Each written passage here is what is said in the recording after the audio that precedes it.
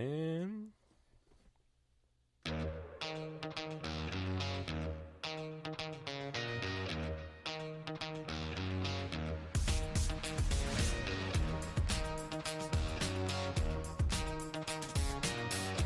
hello, everybody, and welcome once again to the Armchair QB Show.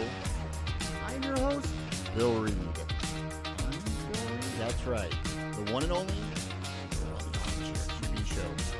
With me, as always, my co-host extraordinaire, the man, the myth, the legend. He keeps me in line. Remember, I use the gangs. Left, right, black, white, you know. Anyway. He's America's counselor. That's your accredited. Those are invisible papers, Mike Devine. damn it. Forgot we're on radio. This intro song still going. I don't know. Why is it so long? I don't. What's your show? I'm not the producer. Yeah, but you're the one talking. I'm just doing I'm the on-air talent. Yeah, but I'm I have enough on my plate. But you do the intro, and I play the music until you're done doing the intro, and I fade out. So you're still talking. I had to surf the internet all day long to find topics of conversation. Yeah. And so, but Jerry, can we cut the music? But we're still on the intro there. Are we done talking on the intro? That's done. That's it. The show's over. What's going on? Why is that still going? So now it's off. So now we're good. you have to indicate. I mean, like, was there a hard break in there? Sound guy Jerry, you're fired. Damn it. I know. How's it going, my man? I'm doing good, man. We missed a show because I was in Colorado. Did we miss it, or did the show miss us? I don't know. And what if we were to travel back in time and do a show? Would we then have two shows? Oh, well, it depends on what part of the time, timeline we would go back to. Well, in order to go to have time travel, in theory, you have to go the speed of light. Do you know how fast the speed of light is? Survey says 186,000 miles per second. You actually know that? Well, yes, I've looked extensively at the time travel. Oh, okay. Yeah. Isn't there like a pi in there? Yeah. Or like some symbols? There could be. Yeah, I wasn't really good at physics, and You need 1.21 gigawatts. Wow, gigawatts. Yes. Yeah. It's science. It's science. Yeah. Yeah, man. So, how was your Colorado trip? Your skiing, I heard you took a bit of a tumble? Yeah, no, it wasn't a tumble. I didn't fall. It's just my back is a little funky. I'm getting older and threw it out a little bit. Well, you're no spring chicken. I know. It was worth it, though, man. I did a little bonsai run the last day. What's a bonsai run? Oh, just you start at the top and you just go, man. I'm not going like hauling. I'm going fast. I'm carving, I'm turning, but it was nice. We had the one side of the mountain we were on at Copper Mountain, and there wasn't a lot of people there. It was gorgeous conditions, and so my brother-in-law and I were like, dude, like there's like nobody out here, and so you have these wide runs, and it's just like it's go time. Yeah, and my back was hurting a little bit, but just that final run, I went to sit up after being in a tuck, and I couldn't stand up. So I had to kind of coast a little bit. And you guys were out there, helping to promote Dom's company as well, right? Well, yeah, we were. There's a ton of like Olympians that were technically from Ohio that used to kind of move out there, and so there was like a big exodus of a lot of people that lived in like Bell Fountain that were went to Mad River and all that and moved out there years ago, and so they've made a lot of good livings out there. And so one of our good friends, Kevin Saylor and Teddy Goggin, they started a rail jam out there. They started it a couple years ago. They have like semi-pro, pro snowboarders, skiers, and they put it on the town of Silverthorne. And so we went out there. Last year we went just to kind of support them, but we went and podcasted out there. And it was really, really cool. And then we had some hookups. We went to it'll be actually on our Gray Matter show on Monday. It's a company called 710 Labs. They're one of the largest marijuana kind of growing labs. That they specialize in like hash and extracts. So they gave us a tour. Our good friend works there. Gave us a tour. I bet you enjoyed that. Yeah, they gave us a tour of the facility, and we got then to interview like their director of operations and their manufacturing packaging team. And so yeah, it was a cool trip, man. I mean, we missed you out there. It's unfortunately when it's during the day, when you're doing your interviews, and we Sure. work. It didn't quite work out, but it's next year. You have to come with us. It was that cool. You had a good time, didn't you, Panama Red? How about you, Cambodian Blue? You know. Well, now, speaking of marijuana, you were just telling me something interesting. Yeah. Just a few minutes ago before Yeah. we came on the air about now. What's the newest thing you're saying? That So apparently, like, this is where it's funny because we were actually talking about this on the show that'll be on Monday. That it's amazing where pot was like when we were in college, and like, hey, what would it be like if pot was legal, right? And now that it's been legal for a while in a lot of places, and then it's like now it's kind of like, are they going too far with it? As far as like pot themed pot, so there's like pot potpourri, pot skin lotion, pot lip balm, and I'm like, all right, I was kind of getting a little like, pot baby formula. I mean, yes, I mean it probably will be, right? And so now I was randomly going through my news feed, and Carl's Jr. is set to test a CBD infused burger in Denver on 420. I'm like, all right. Well, We've jumped the shark here. It's like, come on, like how have we jumped the shark? I mean, come on, like what else? What do you need to put pot into? It's like if your chances are you're going to Carl's Jr. on 420, you've had plenty of pot. You don't need any more in your burger. So you're absolutely right. I mean, it's funny because Carl's Jr. Now, for those of you that don't know, the West Coast has Carl's Jr. And it's Hardee's here, I believe. So on the West Coast, Carl's Jr. is awesome. Yeah, and people love it, and it's great. You talk about Hardee's on the East Coast and South, and people kind of go, yeah. I mean, there used to be Hardee's in Ohio. I don't remember the last time I saw one here. Exactly. The only time I ever saw Hardee's was whenever we would take our yearly family vacation trip down south to Florida. Oh, that's and we would start to get into like the Carolinas and Tennessee, and I was really young, but I remember we always stopped at a Hardee's because that was the only time. The burgers were good. Well, the burgers were burgers, but like, so you see Hardee's and you're kind of like, but then you go Carl's Jr. and you're like, oh, and I'm like, it's just, I didn't know it's the same. It's fancy. It's just a different name. Yeah, it's kind of like Crystals and White Castle. Like, I think they're technically separate companies, but they're the same damn thing. Yeah. Well, it's all about perception, pal. I know. So I think they've gone too far. It's they're gonna kill a good thing, right? I don't know. There's always be people out there that want to try. Oh wow, man, I can lick this lollipop and get high. Dude, they have like whole restaurants like out in Denver where it's all like a pot infused meal, where it's like everything has pot in it. Well, if that's your thing, hey, they should have it. More power to you, and you can do it responsibly, and you're not driving. So be it. Hey, it's better than the alternative. What's the alternative? I don't know. Going out and drinking a case of beer and beating your wife and driving over the neighbor's dog. I don't know. You went dark on that one. Yeah. You said we're the alternative. That's an alternative. You're a dark guy. We're kind of a sullen band, Ed. Well, I prefer the term dark comic, if you know. So, no, I just think there's just so many other bad things that people could be doing. So why not? No, I agree. That's I agree. all. Yeah. I don't know. Now if they're doing this, that, or the other, running around with other riff-raff and riff-raff. My buddy Ryan says that term all the time. He's hilarious.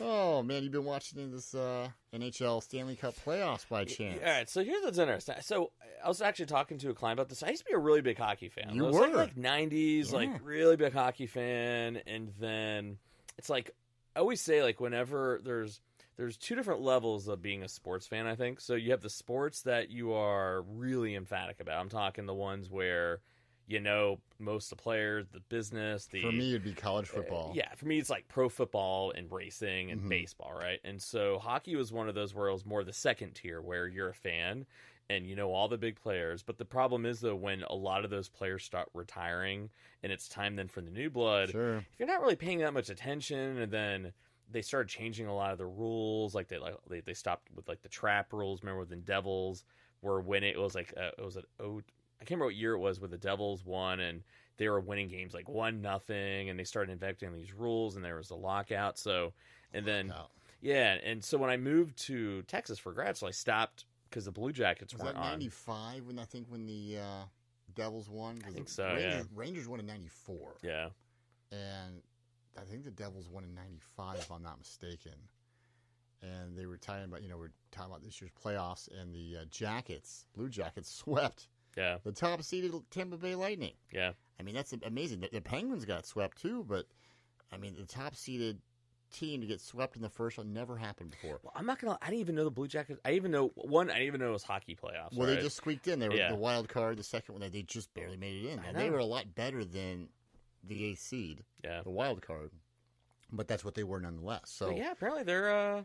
Oh yeah, they're really good. They got uniforms and everything. I know. Apparently, one of my clients was telling me how it was just the right place, the right time. A rookie they had totally has been lights out. I'll tell you what, with the exception of the first period of Game 1 and the second period of Game 4 of that series, Tampa Bay really they didn't have it. They didn't have it. Other than that, Columbus dominated the entire game, the entire series. Yeah, it was just crazy. They went up 3-0 in the first period of Game 1. Tampa Bay did, and that was it. Yeah, they literally might have just gone home because the Jackets came back and won 4-3 and never looked back. It's crazy. It's just insane to think that they did that. And now Tampa Bay had 62 wins this year. Yeah, dude, there are no slouches. Ironically enough, they tied I think it was the 95 or 96 Red Wings, who also had 62 wins. Subsequently, that Red Wings team also did not win the Stanley Cup that year. So what's up with that? You just don't imagine the NBA if a team, broke the Bulls record, or is it the Bulls, or maybe the Warriors already did break it. I think they did. Shows how much NBA I've been watching lately. But no, imagine like the Warriors, winning 73 games and or whatever, and they're getting swept in the first round by the Clippers or something. Dude, some teams it's like you run into a buzzsaw, man, and then it's just like you just keep kind of going. I mean, 4 games in a row, but that's just it ain't no fluke. Look at the Penguins too. Them and Crosby, they're golfing. Apparently, they were due. It's I guess like for me, I guess one problem I do have with hockey, it's like the playoffs are like a freaking marathon, man. It seems like it's like a 6-month playoff season, Well, that's how it is. Look at baseball. Yeah, baseball goes well into November. I'm like, they're out there wearing winter jackets. Yeah. I mean, come on, man. But that's the thing. You have to be a real hardcore fan of some of these sports, and I think I think you can only pick so many sports you can really pay attention to. Well, especially if you are, not always, but especially if you have other things going on, obviously you work. If you have a family and kids, that's a big chunk of your time too. Yeah. Plus, like you said, you really have to want it. Like you just have to really. Like my dad, he's a big college basketball fan, so he will DVR every game, and if he doesn't watch it live, So I'll talk to him and say, "Don't mention the score of the game. I'm going home to watch it right now." But that's like his only. He doesn't do that with any other sport. Yeah. And they play I think there's 30 some odd college basketball games for his team. And, plus if they go to the tournament. So, but he usually watches them live. But otherwise, every once in a while I'll call him if I know what the score is. And for example, one game they lost, they got blown out by 30 points. It was ugly. Yeah. And I called him up and I was like, "Did you watch the game?" And he's like, "Nope, don't tell me." I said, "Hey, listen, normally I wouldn't spoil it for you." I said, "Don't waste your time. They lose by 35. I just saved you 2 hours." And he'll go, "Damn it. Yeah, thank you." The worst is though. Except I'm the same way with baseball. So what I do, so I got the Major League Pass for the Mets, right? So I'll record the games, and then usually after Jill goes to bed, I'll just kind of catch up on it, right? And so I'll do my hardest to I turn off all my notifications on my phone, but then there'll be the wild card that you can't stop. So literally, it was one of my buddies, John. Met Wildman in the wedding, and he's a big Phillies fan, right? And so literally, the Mets and the Phillies are playing right now, and. So literally, I did, I was like, I didn't look at anything. I was like, I'm going to watch this. And then all I get is a text says, "Are the Mets ever going to get an out?" And I'm like, mother of God. I'm like, it's that bad, right? And so, of course, I'm like, well, now I got to look, so I'm not going to waste my time. And it was 10-0 in the second inning. I'm like, but he saved me, but... Sometimes you want sometimes you want to, it's okay to do that when it's that bad. So. Now, mind you, I probably would have stopped watching anyway after the second. But this is less stress, less probably swear words, you cursing the manager, the hitter, the pitcher, take your pick. You know me, I love to swear at the TV. It was like game 2, and I was already swearing. It's just because, Mike, it's game 2 of 164 games. I'm like, sorry. It's going to be a long season. Sorry. He's already mad. I'm always mad at my sports team. Well, how can you not be? I mean, what do you mean to tell you? You support Philadelphia Eagles and the New York Mets. I mean, you're going to have some frustration there. Yeah. It's You want to hear a funny story? Please. Totally. So on Facebook, they're releasing the football schedules. Yes, I heard about this. And so I'm on an Eagles fan site, right? So I made a joke, and I'm like, oh damn, am I destroying my Eagles fan street cred? So because I love Carson Wentz, but I think he's kind of like Mr. Glass, and I don't know. I think they made the right decision by getting rid of Foles and keeping Wentz. I think that was the right call, but I think the guy's like Mr. Glass, right? And so when they mentioned like, oh, the Eagles and the Patriots get a Super Bowl rematch in Week 11, and I go, will he be there? Well, my joke was, damn it. I go, great. It'll be Week 11. Wentz will be on the IR, and it'll be Sudfeld versus the. I go, why couldn't it have been like Week 2 when he could have played them? And I got so many people like say, bro, why you got to come at it like that? Well, I was like, God damn, like people were pissed. I'm like, it was just a joke. Like, come on, man. Like, what are you doing to me? Yeah, like why are you doing that? I'm like, dear God, man.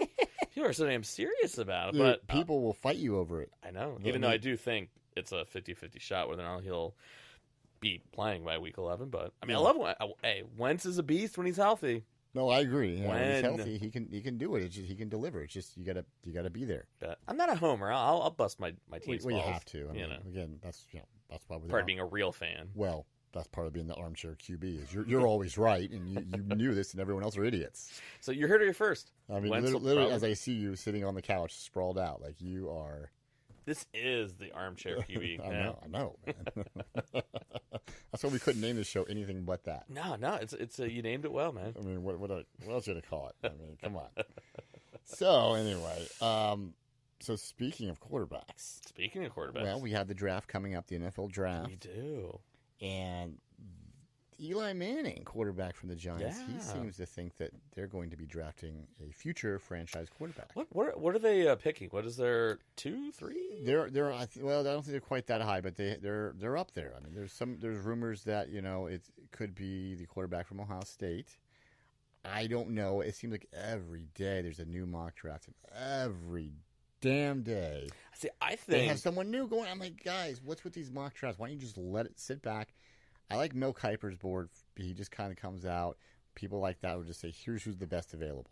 And then let the cards fall. I hate when people try to do these mock drafts. You don't know. This is like a tough draft because there's so many wild cards, because there's a lot of teams at the top. I hear Murray's going number 1 to the Cardinals. I would like to go on record. I think that's a mistake. Well, you got Josh Rosen, who you don't really know what you got with him. I heard they're going to trade him if they get. I heard, yeah. Which I also heard then they had him go to OTAs, which usually if you're going to trade him, you're not having come to OTAs. Well, maybe they haven't decided though yet. Maybe they're fielding trade offers. Who knows what's going on? But then you have Oakland saying they already aren't going to draft a quarterback in the first round. Is Jamarcus Russell, is he coming back? Oh God.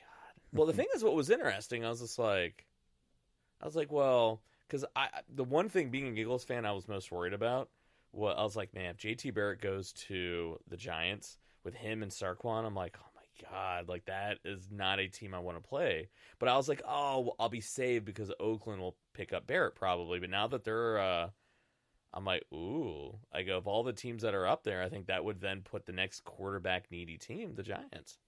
Well, the Giants, the funny thing about Eli Manning is he's won what, 2 Super Bowls? Oh. So is Peyton Manning. Yeah.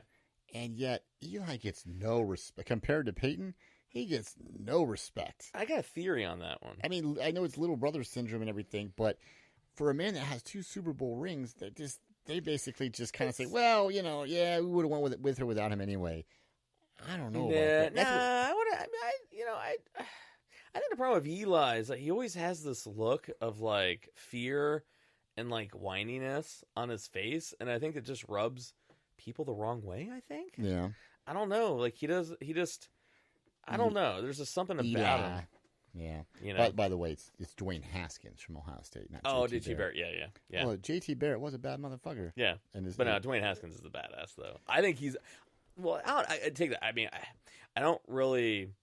I haven't seen too much of Kyler Murray, but, I mean... Oh, he's got skills. Yeah. He's just... I look at it like, he's like 5'9", 205 pounds. Yeah. Or something very close to that. I still think Dwayne Haskins is the best quarterback in the draft. He's the best arm. I think he is, but they say he's supposedly dropping. But then again, you got to understand. But why, though? Well, you also got to understand how much, all these teams and GMs trying to be very cerebral, and they want you to think that they're not interested in somebody. Yeah. So they can come in and scoop. I mean, there's a lot of head games that go on, too, I would imagine, just because, you want that guy? Nah, he's okay. And meanwhile, you're going, please don't pick him. I'm still trying to figure out why the Cards would get rid of Rosen. They don't really know what they have in them. Because no one has any patience anymore, myself included. The average fan wants to win, and they want to win right now. And it's like, what have you done? Look at the Giants. Eli Manning, 2 Super Bowl rings. They hate him. They're like, you get the hook. Get him out of here. I'm like, if that was almost anywhere else besides New York, almost anywhere else, he'd be a god. Yeah, well, I think plus it's a weird draft because there's not a lot of skill position people in the first round. It's all D-ends, D-tackles. Bosa, I think, is, in my opinion, looks like head and shoulders the best available talent in the draft. I mean, is anyone down? Well, they have him going number 2 to San Fran. Yeah. And now they're saying that now that people are coming out saying, well, should the Niners draft him? Because have you seen Bosa's political views? And apparently he doesn't fall in line with what San Francisco as a city. And I'm just like, you're here to play football. You're here to hurt people. I know you don't want to come out and say that. You're here to hurt people. You're here to disrupt the backfield. Just do it. I don't care who you vote for. I don't care. Just do what you got to do between the tackles, right? Just do it. So who thinks better, Nick or Joey? That's going to be... Nick looks more disruptive than Joey, well, I think. It's hard to say. Yeah. I mean, it's potential. Gosh.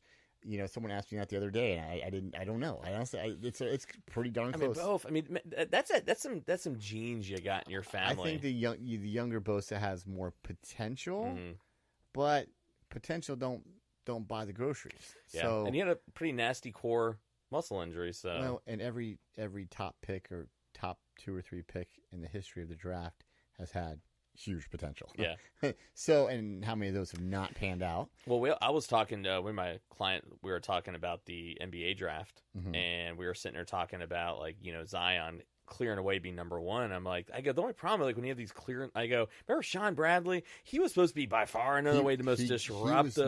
He was drafted number 2. Who was drafted number 1 that year? I believe it was Chris Webber. Yeah. Magic took him number 1. Yeah. And it was ironic because the Magic had the number 1 pick the year before, and they got Shaquille O'Neal. They won the draft lottery, and they got Shaq.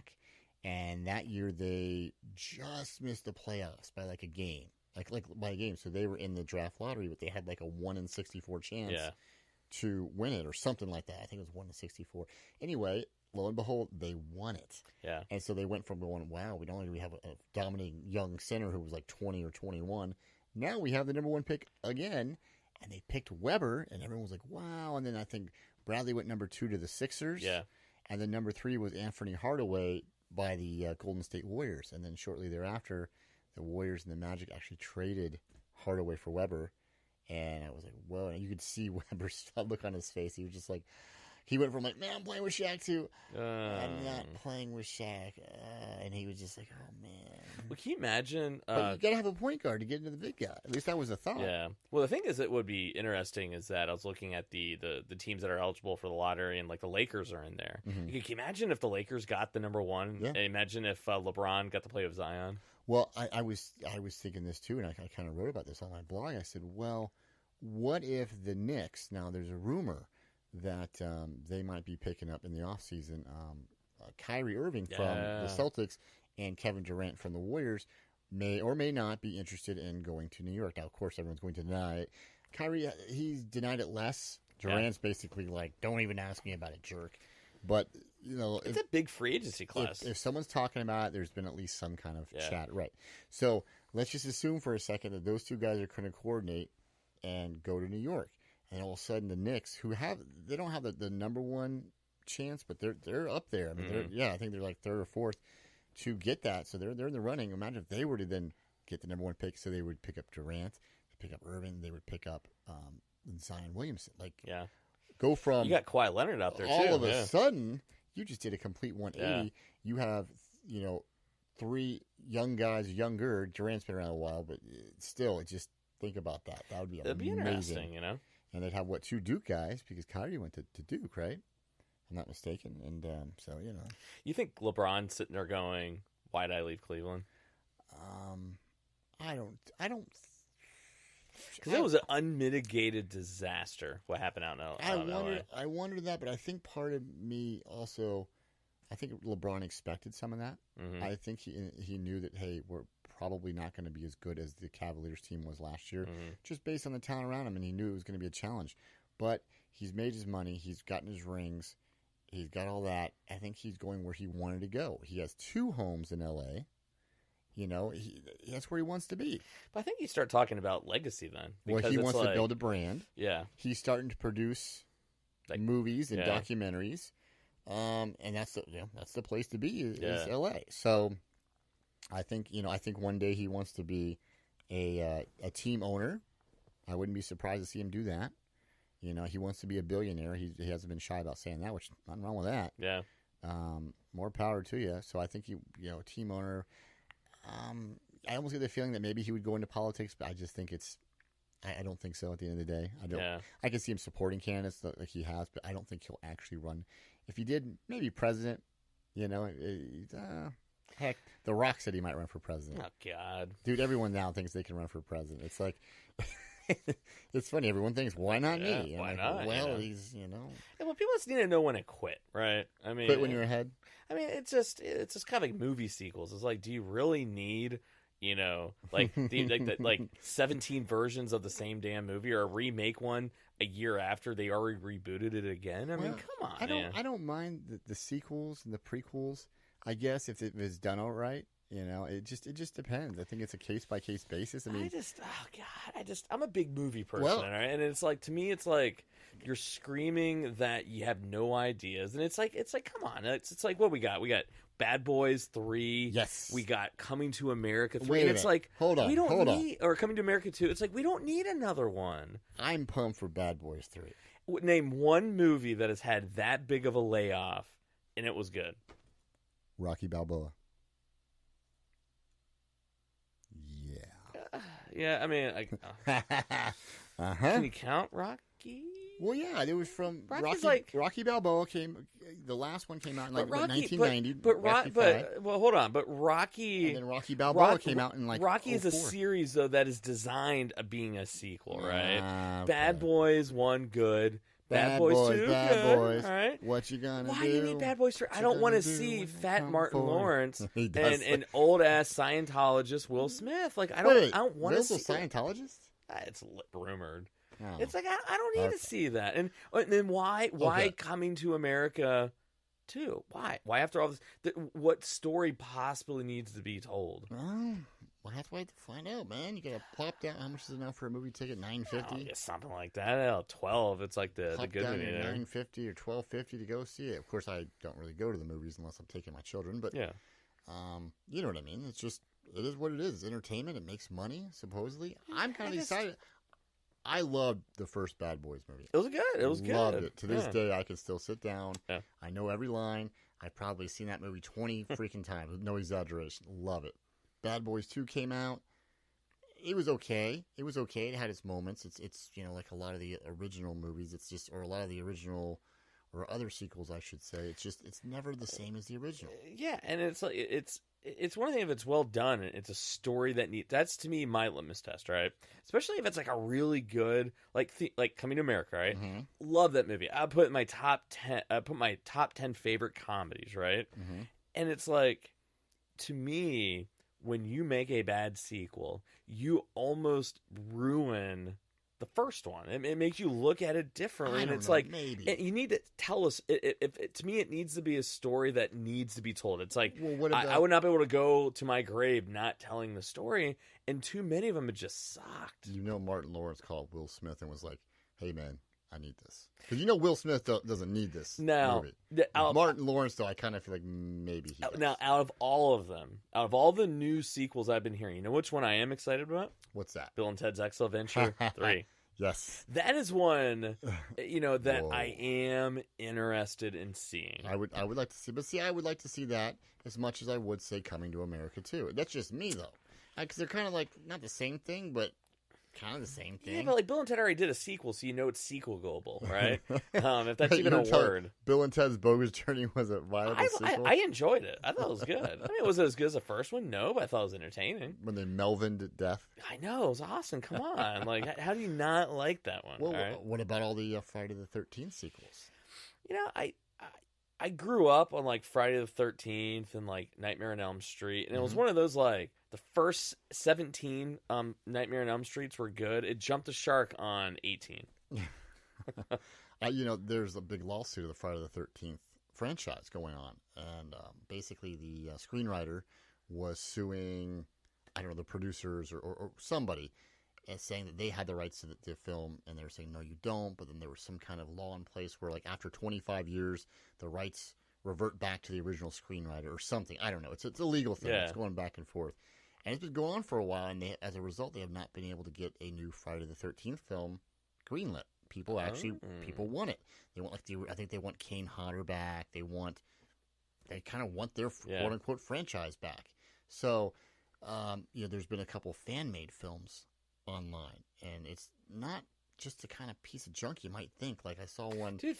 With the technology now on computers, you can make some pretty legit movies. I will tell anyone that will listen, if you are a fan of horror films, more specifically Jason Voorhees, go check out a free film on YouTube. It's called Never Hike Alone. It's just under an hour long. It's fantastic. Like I was very skeptical. Within a few minutes, I was like sold. Like it could be a Friday the 13th sequel. Like it's like the Blair Witch Project meets like what's the Grizzly Man? What's the Grizzly Man? The guy was out in the bears out in the woods, and he like shot the film first person. Oh, was it Grizzly Man? I know what you're talking about. Yeah, that's what it something like that. It reminds me of the Blair Witch Project, where the guy's filming himself meets like the Grizzly Man. Except instead of bears and witches, he stumbles across the old Crystal Lake, and it's Jason Voorhees, but it's all him. Like it's really well done. I got to tell you. But the thing is, like it's weird. As I've gotten older, I really don't like horror films. I love sci-fi. I love kind of sci-fi horror, but I think you'd like this one. I'll have to send you a link to it. You Never Hike Alone. Absolutely fantastic. I highly recommend it. So anyway, that's just me. So, I don't know. It's, I don't know.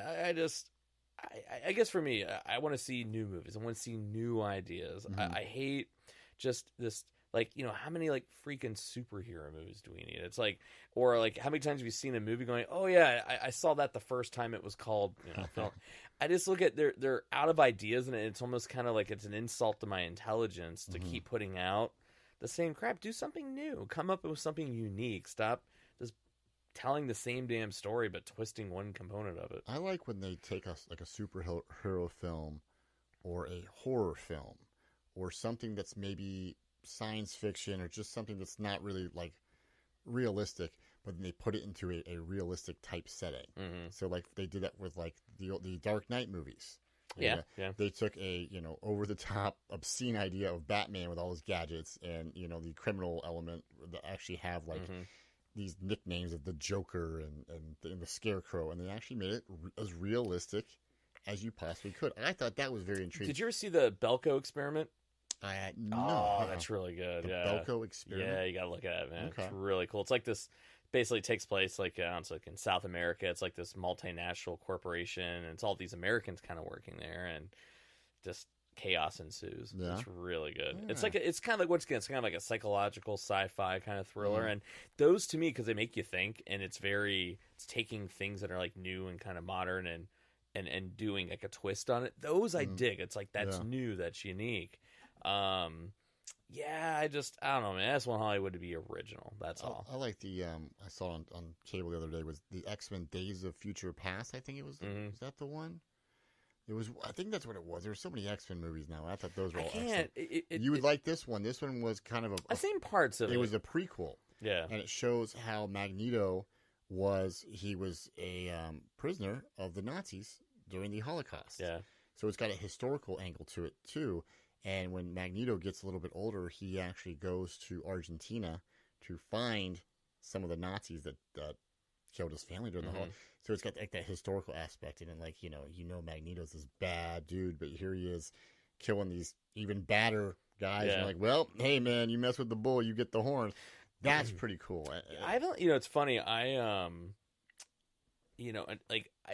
seen almost all the Iron Man, like the Superman, but the thing is, I've never watched any Avengers. I've never seen a single Avenger movie. I love Deadpool though. I do love me some Deadpool. Yeah. But it's just, dude, it's just Deadpool wasn't bad. To me, it's like when there's so many damn movies where you almost have to like consult an internet database guide to figure out what movie to watch in what order. It's like what order? That's right. It's like, dude, all right, man, it's just too many, man. And well, the good news about our show is you can watch it in any order, or should I say, listen to it order. Because you know what, it's week to week.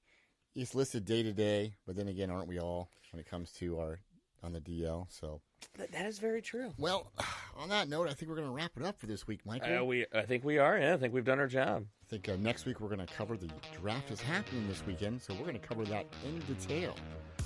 We are. Oh, absolutely. So the NFL draft. I think we're going to see some not stunning moves, but I think we're going to have a lot to talk about. I'm not gonna lie. I'm always, you know me, I love football, and I'm always really big on figuring.